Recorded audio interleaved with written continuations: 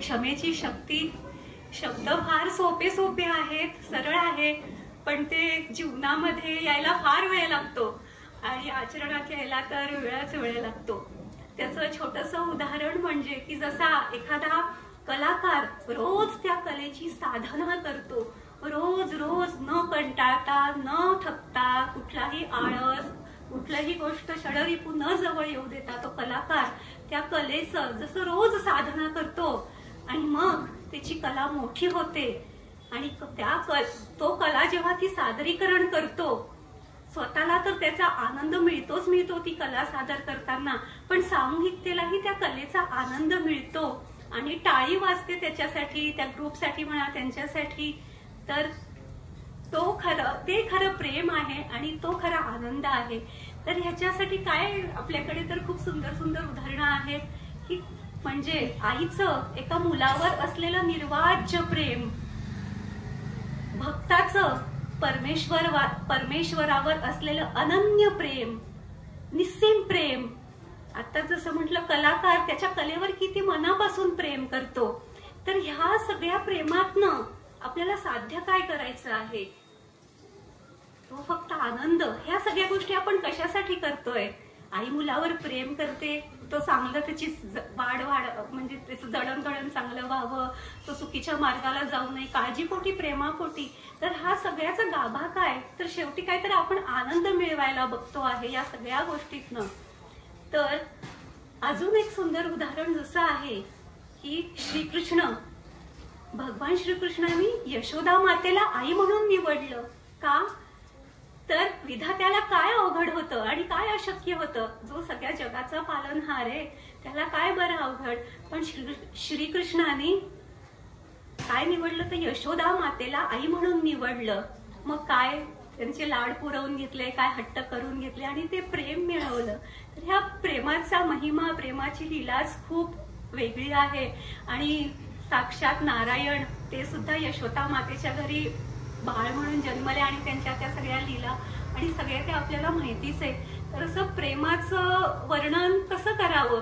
कारण प्रेम किंवा क्षमा हे बोलण्यापेक्षा हे अनुभव घेण्याचे विषय आहेत.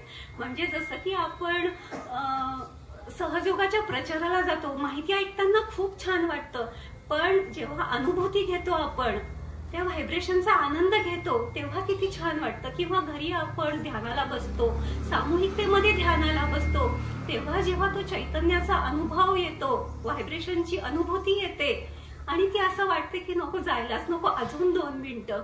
तर हा जो चैतन्याचा अनुभव आहे हा जसा घेतो आपण, तसाच हा प्रेमाचा आणि क्षमेचाही अनुभव घ्यायचा आहे आपल्याला.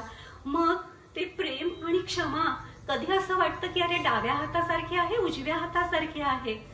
डाव्या हाताला दुखापत झाली तरी अडतं, उजव्या हाताला दुखापत झाली तरीही अडतं. आणि मग प्रश्न पडतो की अरे, जसं आपण म्हणजे म्हणतो की अरे पहिले कोंबडी की पहिले अंड, काय पहिले आहे? मग पहिले प्रेम करायचं की पहिले क्षमा करायची? पण दोघांची जुळवाजुळव तर करायलाच लागते. प्रेम केल्याशिवाय क्षमा करू शकत नाही आणि क्षमा केल्याशिवाय प्रेमही करू शकत नाही. अशा या दिलेल्या गोष्टी आहेत. पण श्री माताजींनी आपल्याला हे सगळं जे कठीण आहे, अवघड आहे, हे किती सोपं करून सांगितलं आहे. अशक्य तर काहीच नाहीये, फक्त वेळ लागतो. म्हणून त्याच्यासाठी काही आपल्याला छोट्या छोट्या, जसं डिस्क्रिशन म्हणतो, विजडम म्हणतो, त्याचा वापर करायला लागतो. आता सगळ्यांचंच जे कामानिमित्त बाहेर जाणं आहे, खूप चॅलेंजेस आहे, खूप वेगवेगळ्या वातावरणात राहायला लागतं, वेगवेगळ्या लोकांशी डील करायला लागतं. मग तिथे प्रेम केव्हा करावं, क्षमा केव्हा करावी, परत अनुशासनही हवंच, कारण शिस्तीशिवाय तर कुठलंही काम भागणार नाही. मग ह्याही सगळ्या गोष्टी आहेत. तर ह्या सगळ्या गोष्टींचा मेळ कसा घालायचा हे पण आहे. आणि ह्या गोष्टी करताना जेव्हा मग आपण ध्यानाच्या ताकदीने श्री माताजींच्या अमृतवाणी ऐकून जेव्हा कुठल्याही गोष्टीचा प्रश्न मिटवतो, तेव्हा तो खरंच मग आपल्याला वाटतो की अरे किती मोकळं झालं आपण, किती हलकं झालो. त्याचंच अजून एक छोटंसं उदाहरण म्हटलं की आता आपण माणूस आहे, कळत नकळत चुका होत असतात. मी इथे बोलते तर माझ्या आईकडून असं नाही की चुका होतात, माझ्याकडून तर मला वाटतं सगळ्यात जास्त चुका होतात. होतात नवऱ्याशी बोलताना, मुलांशी बोलताना, की खरंच असं वाटतं की अरे संयम आणि क्षमा इथेच खरा कस लागतो की काय. मग जेव्हा आपण बाहेर जातो, वेगवेगळ्या जगामध्ये आपल्याला वावर करायला लागतो, मग तेव्हा कसं काय. आणि कधी कधी असंही होतं की आपण ध्यान काही कारणाने नीट होत नाही, ध्यान लागत नाही, आणि खूप दिवस झालं प्रचार पण करायला मिळत नाहीये. मग काय करायचं, कसं करायचं, असं आपण त्या विचारात असतो आणि कुठल्या तरी अडचणीत येतो आपण. मग काय, आपण तर सरळ जातो, श्री माताजींच्या जवळ जातो, बसतो तिथे, जे मनातलं आहे ते बोलतो, आणि मग आपल्याला असं वाटतं की अरे हा प्रश्न तर कमी झालाय, हा प्रश्न तर जवळजवळ मार्गी लागतोय, जवळजवळ ह्या प्रश्नाची तीव्रता कमी झाली आहे. मग आपल्याला किती किती सुंदर वाटतं की अरे आपण तर थोडंसं ध्यानामध्ये चुकलो आहोत, आपण तर थोडंसं नीट कार्य होत नाही, थोडं कुठेतरी गिल्टी वाटतंच प्रत्येक सहयोगाला की आपल्याकडनं तितकं काम झालं नाही, तर हा थोडासा अपराधी भाव येतोच. पण मग अशा वेळी जेव्हा आपल्याला श्रीमाताची अलगद त्या प्रश्नातनं वरती काढतात, बाहेर काढतात, कारण आपल्याला आपलं चित्त नेहमी ध्यानात ठेवायचं आहे ह्या कामासोबत. तर मग मला वाटतं एकच खूप सुंदर भजनाची ओळ आहे ती की बिन बोले माता सब जाने की सब आलत की क्या है जरूरत. असाच बहुतेक आपल्या प्रत्येकाचा अनुभव आहे. प्रत्येकाच्या जीवनात ह्या प्रेमाचे अनुभव आणि क्षमेचे अनुभव तर रोज रोज येतच असतात. आणि मग हे प्रेम म्हणजे काय, तर श्री माताजींचं अटेन्शन. हे प्रेम म्हणजे काय, तर श्री माताजींचं सुरक्षा कवच. आणि हे प्रेम म्हणजे काय, तर परत श्री माताजींचा आशीर्वाद. असं हे प्रेमाबद्दल तर कितीही बोला आणि कितीही सांगा तर ते कमीच आहे. कदाचित बायकांना आहे सोपं जातंय प्रेम करायला, कारण मातृशक्ती तिच्यामध्ये आहेच, पण दादा लोकांना प्रॅक्टिकल जगात जास्त वावर करायला लागतो. तेव्हा जो यक्ष प्रश्न असतो, कसोटीचा क्षण येतो की अरे आता शिस्त तर हवी आणि क्षमाही करायची आहे, तर मग तेव्हा ते कसं सांभाळायचंय. पण बरोबर श्री माताजी काहीतरी आपल्याला क्लिक देतात आणि मग तो मार्ग चुटकीसरशी निघतो. कृष्णनीतीने म्हणा, कधी कधी जो विजडम आहे, वाईज जो गुण आहे त्यांनी होतोय. तर ह्या अशा विविध गोष्टीतनं प्रेम आणि क्षमा ही जी दोन आपल्या स्वतःच्या वैयक्तिक आणि सामाजिक उत्थानासाठीची गरजेची आहे. वैयक्तिक उत्थान याच्यासाठी की आपण जर क्षमा केली नाही तर आपला वैयक्तिक उत्थानाचा जो मार्ग आहे आपण पार सहस्रारापर्यंत पोहोचूच शकणार नाही. म्हणून जे श्री माताजींनी म्हटलेलं आहे की when you have to come in the kingdom of God you have to become children. त्यासाठी आपल्याला मुलांसारखं होऊनच, अबोध होऊनच, सगळं विसरूनच पुढे जायला लागेल. आणि हा अजून एक जो आपल्याला श्री माताजींचा प्रेमाचा संदेश, आपण जर प्रचाराचं काम करतो, जनमानसामध्ये आपल्याला हे जे श्री माताजींनी दिलेला अलौकिक अद्वितीय असा जो संदेश आहे तो द्यायचा आहे आणि आपण देतोच आहोत. तर त्याच्यासाठी ही परत प्रेमाचीच गोष्ट आली की श्री माताजी म्हणतात की what is the greatest creation you can do in a easiest way. ऐकतानाच आपल्या मनात प्रश्न येतो की ग्रेटेस्ट क्रिएशन करायचं आहे आणि काय, कसं बरं करायचं. आणि श्री माताजी म्हणतात इझिएस्ट वे आहे.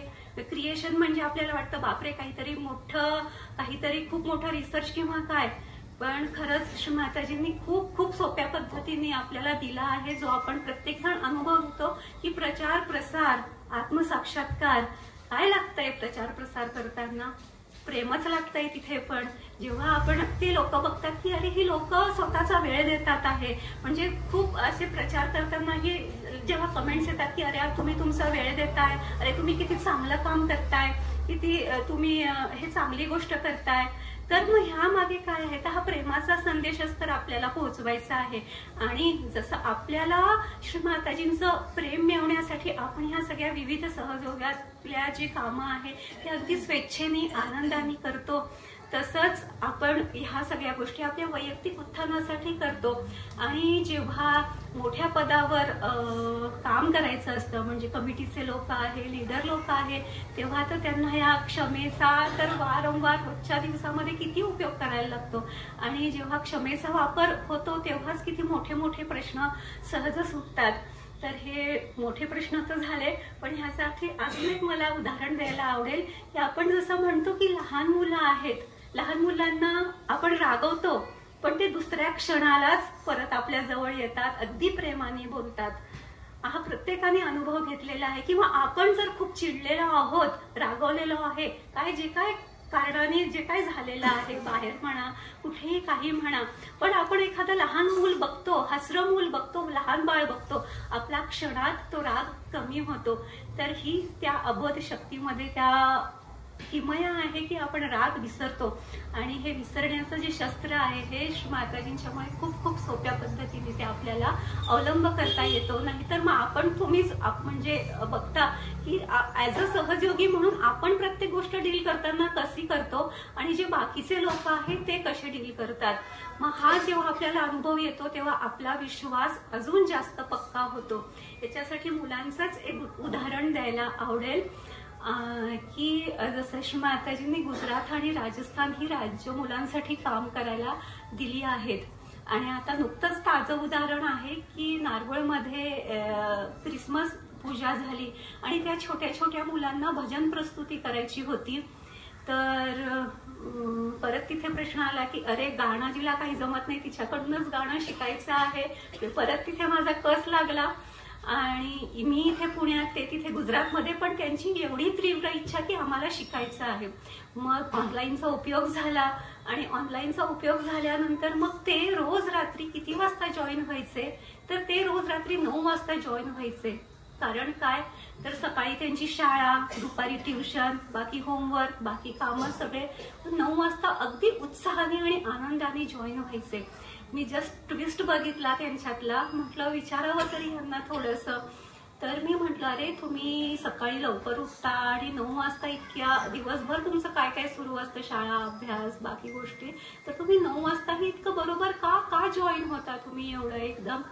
तर लहान मुलांनी दिलेले उत्तर आहे, म्हणजे अपेक्षित नव्हते पण त्या मुलांकडनं आलेले उत्तर की श्री माताजींना भजन आवडतं.